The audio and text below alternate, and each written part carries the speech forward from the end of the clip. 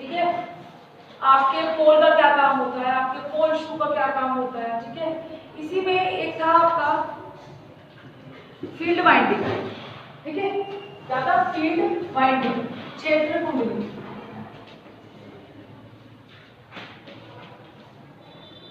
Field winding क्या है जरा सुनिएगा। पोल ढांचे पर, यानी जो नॉर्थ और साउथ पोल होता है, नॉर्थ और साउथ पोल, योग के बाहर क्या, योग के अंदर क्या होता है? सेकंड पार्ट, योग के अंदर क्या होता है? योग सबसे बाहरी पार्ट होता है ना, उसके अंदर क्या होता है? पोल्स होते हैं। तो ऐसे ऐसे उड़े हुए दिखाई देगा, कल जो मैंने डायग्राम दिखाया था उसमें ऐसे बने हुए थे, और उसके बाहर क्या है? योग है, ठीक है। तो जब मैं ध्रुवीय ढांचा कहूंगी यानी पोल की स्ट्रक्चर के बारे में बात कर रही हूँ, तो ध्रुवीय ढांचे पर वाइंडिंग को लगाकर, जब पोल्स के पास में खांचे बने रहते हैं, फिर रोटर उससे कनेक्टेड रहता है, उसमें हम क्या करते हैं? पोल के अंदर की साइड पर हम क्या करते हैं? पोल के ढांचे पर वाइंडिंग को लगाकर पोल्स को एक्साइटेड किया जाता है। समझ आ गई मेरी बात? सबसे बाहर का योग जो सपोर्ट प्रोवाइड करता है अंदर के साथ सिस्टम को, उसके बाद आपका क्या आता है? पोल्स आते हैं, पोल्स यानी नॉर्थ पोल, साउथ पोल। इस पोल्स के पास में हम वाइंडिंग लगाते हैं, ठीक है। हम वाइंडिंग लगाते हैं और ये वाइंडिंग क्या कहलाती है? Field winding. ये वाइंडिंग क्या करती है? ये वाइंडिंग आपके ये जो पोल्स हैं, इन पोल्स को एक्साइटेड करती है। क्या करते हैं? उत्तेजित करते हैं, मतलब उसमें फ्लक्स प्रोवाइड करने की, मैग्नेटिक फील्ड को क्या करती है? जनरेट करती है। समझ आ गई मेरी बात? आप जितना ज्यादा सुनेंगे उतना ज्यादा आपको समझ आएगा। इन कॉइल को एक्साइटिंग कॉइल या फील्ड वाइंडिंग कहा जाता है। हो गया क्लियर? इन वाइंडिंग को क्या कहा जाता है? या तो एक्साइटिंग वाइंडिंग, क्योंकि ये इसको नॉर्थ और साउथ पोल को एक्साइट करती है, ठीक है। क्योंकि इसके बीच में इतना सारा लोड सिस्टम आ जाएगा कि उसको डायरेक्टली अगर आप नॉर्थ और साउथ पोल है उसको मिलाओ तो मिल जाएगा, लेकिन उसके बीच में आप हाथ जोड़ रख दो तो चुटकी पर रेखा क्या हो जाएगी? बीच में रुक गई ना। अगर ऐसे है तो पास हो जाएगी, अगर ऐसे हो जाए तो नहीं रुक पाएगी ना। तो ऊपर क्योंकि खाली नॉर्थ और साउथ पोल्स के बीच में पूरा सिस्टम भी तो लगाना है, आर्मेचर लगाना है, रोटर लगाना है, शाफ्ट लगाना है, कम्यूटेटर लगाना है, ब्रश लगाना है, ठीक है। कोई किसी मटेरियल का बनेगा, कोई किसी मटेरियल का बनेगा, और बाहर उसमें योग भी लगा हुआ है। तो उसको हम क्या करेंगे? नॉर्थ और साउथ पोल में उनके क्षेत्र को एक्साइटेड करने के लिए हम क्या लगाएंगे? कॉइल्स लगाएंगे नॉर्थ और साउथ पोल पे, जिससे आपकी वाइंडिंग कनेक्ट करोगे इनसे, और ये वाइंडिंग क्या कहलाएगी? फील्ड वाइंडिंग या एक्साइटिंग वाइंडिंग, उत्तेजित कॉइल, ठीक है। उसके बाद नेक्स्ट समझिएगा, क्षेत्रीय कॉइल के फील्ड वाइंडिंग के नंबर ऑफ टर्न्स और उसकी अनुप्रस्थ काट मशीन के प्रारूप पर डिपेंड करती है। मतलब आपका कौन सी मशीन आप यूज कर रहे हो, मशीन का काम क्या है, किस कैपेसिटी का है, कितनी पावर है, उस पर डिपेंड करेगा कि फील्ड वाइंडिंग में नंबर ऑफ टर्न्स कितने होने चाहिए। दूसरा किस पर डिपेंड करेगा? अनुप्रस्थ काट भी इसी पर डिपेंड करेगा। मतलब इसमें कितनी क्या होगा? कितने नंबर ऑफ टर्न्स होने चाहिए, और इसकी अनुप्रस्थ काट, इसकी जो अनुप्रस्थ काट है मतलब इसका जो क्रॉस सेक्शन एरिया है जिससे आप वाइंडिंग बनाओगे, ये दोनों चीजें किस पर डिपेंड कर रही है कि आपका मशीन कैसी है, मशीन की कैपेसिटी कैसी, ठीक है। क्या? हाँ हाँ वही हॉर्स पावर। फिर देखिएगा, अब जैसे आपकी, अब मैम ये तो समझ आ गया कैसे, तो कितने टाइप के प्रारूप हो सकते हैं मशीन के। मैंने कहा ना मशीन के प्रारूप पर डिपेंड करती है फील्ड वाइंडिंग, जैसे उसने भी बोला एचपी हॉर्स पावर, ठीक है। तो मशीन अगर शंट है तो नंबर ऑफ टर्न्स डिफरेंट होंगे, अनुप्रस्थ काट्स डिफरेंट होंगे। सीरीज है मशीन, ये सीरीज ये मशीन के पार्ट्स हैं। मशीन डीसी मशीन कितने प्रकार की हो सकती है?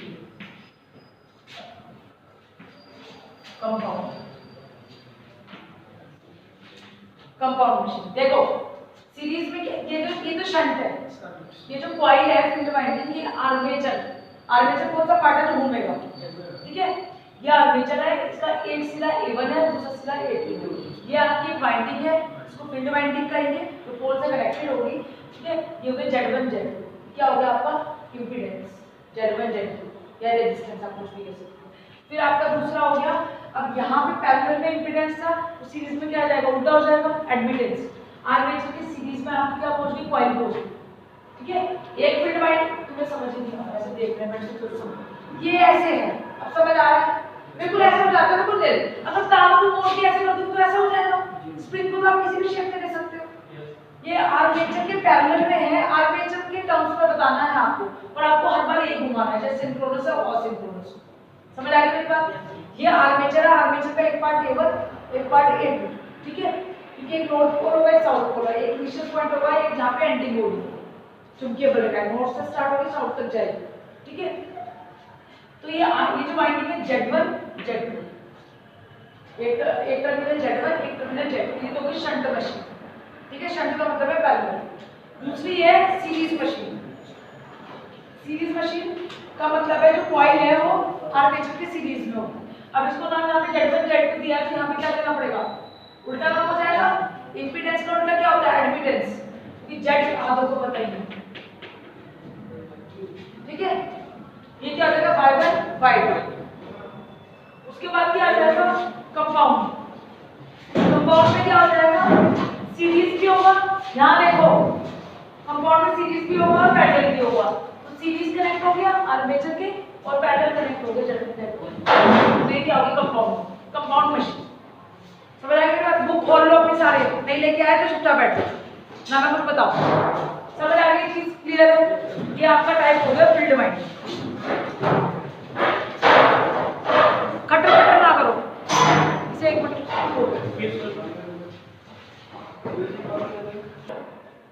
आर्मेचर जो है उसको रोटर भी कहते हैं, और ये क्या होता है, रोटर का मतलब है घूमने वाला, जो रोटेट हो रहा है। मेरी ज्यादा सी आ रही है। आर्मेचर मोटर का घूमने वाला भाग है, और इसके घूमने से इसमें व्यवस्थित, यानी इसमें अरेंज, इसमें लगे हुए, ठीक है, जितने भी चालक में होते हैं उनमें एक विद्युत वाहक बल प्रेरित होता है। क्योंकि आपकी मोटर बस तभी घूमेगी जब वहां क्या होगा, विद्युत वाहक बल प्रेरित होगा, और तभी वहां करंट होगी। वो करंट एसी होगी या डीसी होगी, डिपेंड करता है आप कैसी मोटर यूज करो। समझ आ गई मेरी बात? तो कहानी याद रखनी है, आर्मेचर घूमेगा, और आर्मेचर घूमने का मतलब ये है कि उसके अंदर जितनी भी चीजें हैं उसके अंदर विद्युत वाहक बल प्रेरित होगा। यानी आर्मेचर तब घूमेगा जब उसके अंदर लगे हुए जितने भी पार्ट्स हैं उसके अंदर विद्युत वाहक बल प्रेरित करेगा, और उसके अंदर क्या लगी होगी, कॉइल्स लगी होगी। समझ आ गई मेरी बात, जो मैंने अभी समझाई, ठीक है। आर्मेचर मोटर का घूमने वाला भाग है, और उसके घूमने से इसमें लगे सभी कंडक्टर्स में, ठीक है, जिसमें करंट फ्लो हो सकती है, तो क्या होगी, कॉइल ही तो होगी, ठीक है। सभी कंडक्टर्स में एक विद्युत वाहक बल प्रेरित होगा। डीसी जनरेटर में इन चालकों में प्रेरित धारा को कम्यूटेटर और ब्रशेस की सहायता से इकट्ठा करके एक्सटर्नल सर्किट में भेजा जाता है। सबसे इंपॉर्टेंट पॉइंट, क्योंकि आर्मेचर रोटर आपको याद रखना, मतलब रोटर या स्टार्टर आपको याद रखना है, तो इसको मैं 2 बार समझाऊंगी ताकि आपको समझ आए। देखिए, आर्मेचर, फिर से बोल रही हूँ, आर्मेचर मोटर का घूमने वाला भाग होता है। जब आर्मेचर घूमता है यानी उसके अंदर जितने भी कंडक्टर्स लगे हैं उसमें सब में एक विद्युत वाहक बल प्रेरित होता है। डीसी, अब हम क्योंकि डीसी जनरेटर पढ़ रहे हैं, ये 2 लाइनें सबके लिए इजी है, ठीक है, सबके लिए सेम है। जो बाकी बचता है वो क्या कह रहा है, क्योंकि हम डीसी जनरेटर के बारे में बात कर रहे हैं, ठीक है। तो डीसी जनरेटर में क्या होता है कि इसमें जितनी भी धारा विद्युत वाहक बल उत्पन्न होगा, उसकी वजह से करंट फ्लो करेगी। करंट किस में फ्लो कर रही है, कॉइल्स के अंदर। कॉइल्स में जो करंट फ्लो करेगी किसकी वजह से होगी, इंडक्शन प्रिंसिपल की वजह से, ठीक है, जो फैराडे के नियम की वजह से, ठीक है। तो जो उसके अंदर विद्युत वाहक बल प्रेरित होने पर कंडक्टर घूमेगा, विद्युत वाहक बल प्रेरित होगा, यानी वहां पर क्या होगी, एक करंट फ्लो करेगी। और डीसी जनरेटर के अंदर जितनी भी करंट आपकी जनरेट होगी, उत्पन्न होगी विद्युत वाहक बल के कारण आर्मेचर के, तब क्या होगा, तब आपका डीसी जनरेटर में कम्यूटेटर पिक प्रवर्धक, जिसको बोलते हैं कम्यूटेटर, सबको याद रहेगा, कम्यूटेटर और ब्रशेस,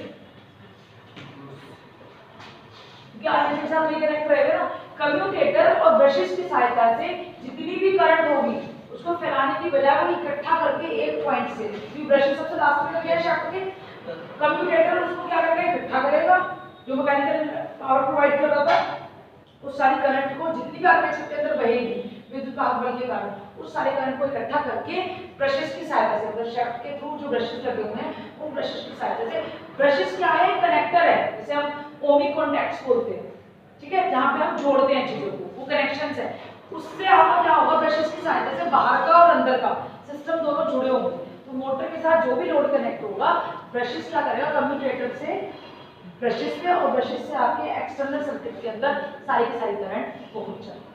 आगे मेरे पास समझ, ये काम है आर्मेचर, ठीक है। अब देखिएगा इसमें दो चार चीजें लिखी है। इसमें इसकी आर्मेचर कॉइल कोर में आपको पता है, आपको आर्मेचर कोर, आर्मेचर के अंदर विद्युत वाहक तभी तो उत्पन्न होगा जब वहां पे कॉइल होगी। तो आर्मेचर कोर के अंदर क्या होगी, आर्मेचर कॉइल होगी। यानी आर्मेचर जो बना है उस आर्मेचर के अंदर खांचे बने होंगे, उस खांचे के अंदर क्या होगी, कॉइल होगी, बस वही तो है। तो आर्मेचर कोर में आपकी आर्मेचर वाइंडिंग होगी, ठीक है। जैसे हमने उसमें बताया था ट्रांसफार्मर में EILU शेप है और उसमें हमने कॉइल्स को लपेटा हुआ। तो कोर जब भी आएगा, जब आप आर्मेचर कॉइल कहोगे तो आर्मेचर कॉइल किस पे लिपटी होगी, किसी चीज के ऊपर तो लिपटी होगी, वो आर्मेचर कोर, खत्म। उसके बाद आपको ये मैंने बता रखा है, आर्मेचर कोर की मोटाई बता देंगे आपके 0.3 से 0.5 mm तक होती है और इसकी जो चुंबकशीलता होती है बहुत ज्यादा हाई होती है, ठीक है। इसकी परमेबिलिटी जो है मतलब थोड़ी सी भी एक्साइटेशन देने पर बहुत हाई करंट फ्लो करनी चाहिए, इसे बोलते हैं उच्च चुंबकशील, ठीक है। यानी जब बार बार हमें सोर्स से एक्साइटेड नहीं करना पड़ेगा, क्योंकि जब आप उसको डिस्ट्रॉय भी कर दोगे, जब आप वहां से सोर्स को हटा लोगे, वो तभी हाई चुंबकशीलता का मतलब ये है कि वो एकदम से जीरो नहीं हो, VOH H एंड समझ आया फिर बात। उसके बाद में इसमें बताया गया है, यहाँ पर जो हमें पता है कि हम जो भी लोहा यूज करते हैं उसमें सिलिकॉन का कुछ ना कुछ अंश होता है, ठीक है। उस सिलिकॉन के अंश पे आप लेमिनेशन करके रखोगे। लेमिनेशन क्यों करते हैं, ताकि उसमें लॉसेस कम हो, हिस्टैरिसीस लॉसेस या एडी करंट लॉसेस। समझ आ गई मेरी बात, दैट्स इट। ये बार बार इसमें यही बता दें। इसमें लिखा है लेमिनेटेड पत्तियों के बीच में खांचे बने होते हैं, मतलब आर्मेचर के अंदर, ये आर्मेचर है आपका गोल, ठीक है, ऐसा समझ लीजिए। जैसे मैं बुक को बताऊं, आर्मेचर को आपने ऐसे कर दिया, ठीक है। उसके बाद आपने गोले के अंदर रखो, यहाँ से आपने स्टार्ट की, पत्तियां छोटे छोटे डिस्टेंस पे आप ऐसे प्लेट पे रखो, ऐसे 1 पत्ती 2 पत्ती 3 पत्ती 4 पत्ती, और फिर आपने डब्बे को मोड़ दिया तो कैसा दिखाई देगा डब्बा। तो उसके उस जो पट्टियां हैं उसके ऊपर वो खांचा है, वो स्लोट्स है, उसके अंदर आप कॉइल को लपेट के रखोगे, वो आर्मेचर वाइंडिंग है। समझ आ गई। तो ऐसी पत्तियों को वार्निश करके रखा जाता है, जिसमें विद्युत रोधी तारों की कुंडियां इस प्रकार व्यवस्थित की जाती हैं कि जब आर्मेचर को चुंबकीय क्षेत्र में घुमाया जाए तो कुंडलियों में विद्युत धारा प्रेरित हो जाए, ठीक है, करंट क्या आपकी इंड्यूस हो जाए। आर्मेचर कोर को लोहे की शैफ्ट पर दबाकर लगाया जाता है, सोच को जो काम की चीजें से वो करते। आर्मेचर कोर में हिस्टैरिसीस और एडी करंट लॉसेस बताया है ना आपको, जो लोहे का बना है उसमें तो आर्मेचर वो हिस्टैरिसीस लॉस और एडी करंट लॉस होंगे ही होंगे, और वहां क्या होते हैं, कॉपर लॉसेस, ठीक है। ये बार बार याद रखना है, इसलिए इसका बेसिक है जहां भी ये लोहे का नाम है। तो आर्मेचर कोर में हिस्टैरिसीस और एडी करंट लॉस के कारण उत्पन्न गर्मी के विसरण के लिए वेंटिलेटेड डक्ट्स की व्यवस्था की जाती है, क्योंकि जब आपकी बार बार करंट इंड्यूस्ड होगी और लोहा जल्दी गर्म हो जाता है, पता है ना, जल्दी ठंडा भी नहीं होता, तो उसको ठंडा भी तो करना पड़ेगा, और तो मशीन बहुत जल्दी फूक जाएगी। तो हम क्या करेंगे कि जब चुंबकीय क्षेत्र में आर्मेचर घुमाया जाएगा, उसकी स्पीड इतनी ज्यादा होती है, अगर आप बहुत तेज घूमो, किसी झूले पे अगर आप बहुत तेज घूमो उससे चिपका जाता है ना, हाँ बिल्कुल बिल्कुल। तो जितना ज्यादा नंबर ऑफ रोटेशन जितना ज्यादा होगा, और मशीन जो है उसका जो नंबर ऑफ रोटेशंस है, चक्रों की संख्या वो बहुत ज्यादा होगी, 1 सेकंड में कम से कम 120 ना हो, सॉरी 1 मिनट में रेवोल्यूशन पर आ रही है, ठीक है। तो जितना ज्यादा वो घूमेगा क्योंकि जितना उतनी ज्यादा करंट प्रोड्यूस होगी, यानी उतनी ज्यादा हीट प्रोड्यूस होगी। तो गर्मी को वहां पे कम करने के लिए, हीट को वहां पे क्या करने के लिए, सिंक करने के लिए, विसरण के लिए, उस हीट को निकालने का सिस्टम बनाना, ऐसा बनेगा, मैं एसी लगा देंगे, ठीक है। तो वहां पे आपकी वायु नलिकाएं लगी होंगी, वायु संबंधी नलिकाएं यानी डक्ट्स, एग्जिट लगे होंगे हवा के, ताकि जितनी ज्यादा गर्म होता रहे और नलिकाओं के थ्रू वहां पे क्या होती रहे, हवा पास हो, वो गर्मी बाहर फेंक रहा है। समझ आ गई बात। उसके बाद देखिए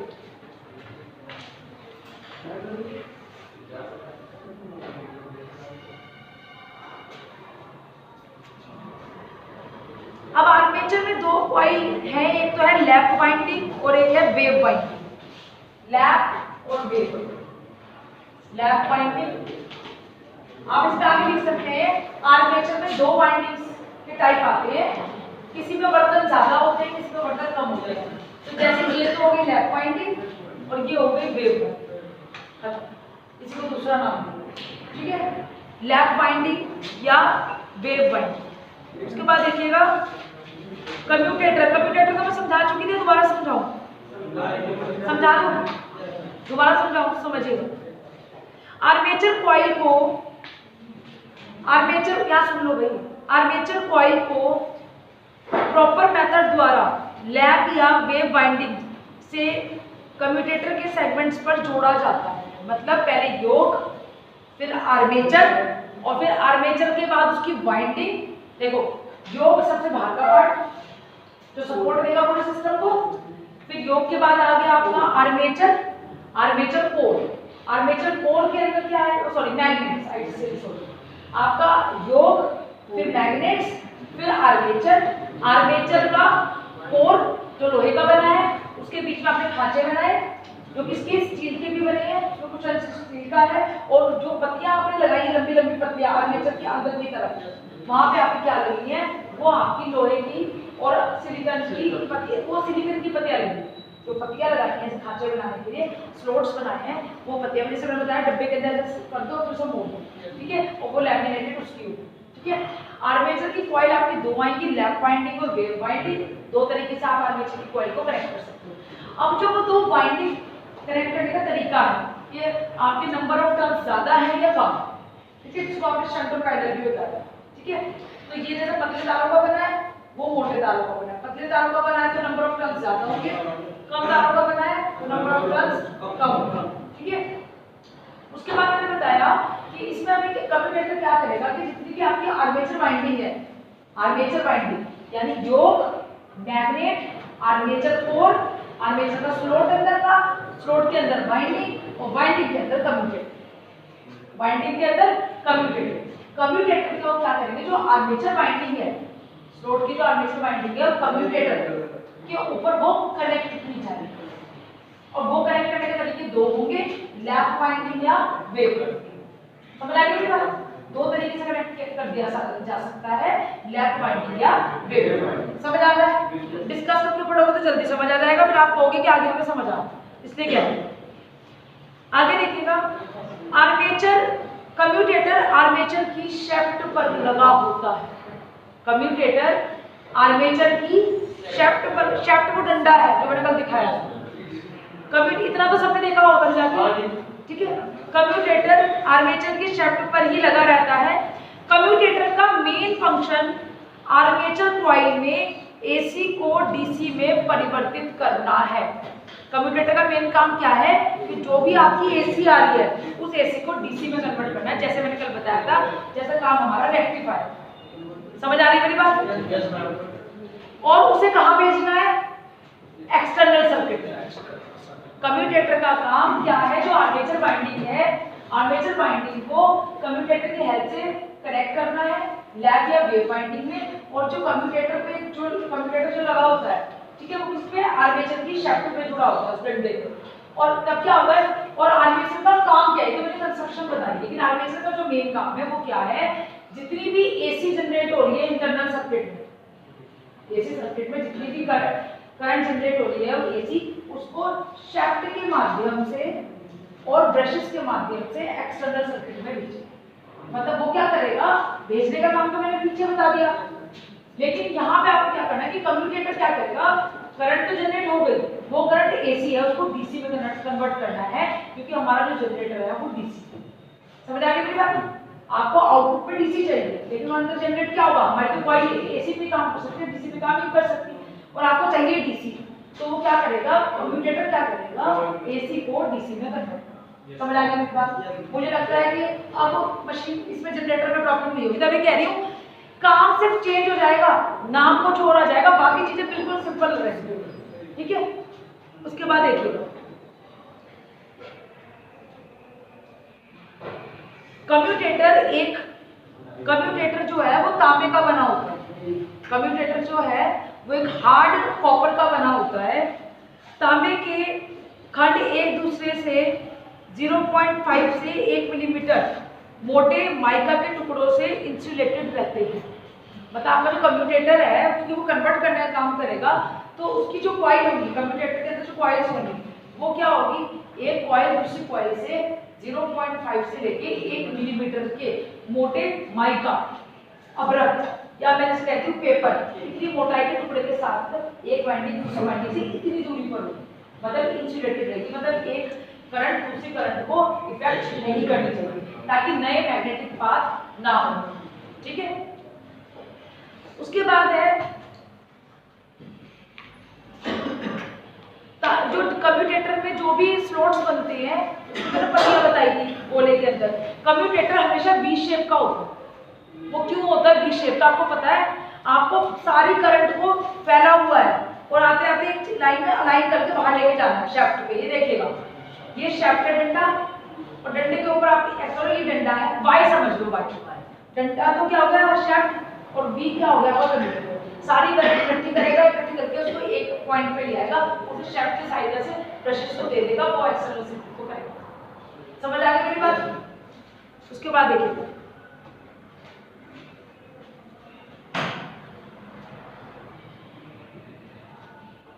ब्रश गियर और ब्रश होल्डर, ये तो मैंने बता दी, पढ़ लो।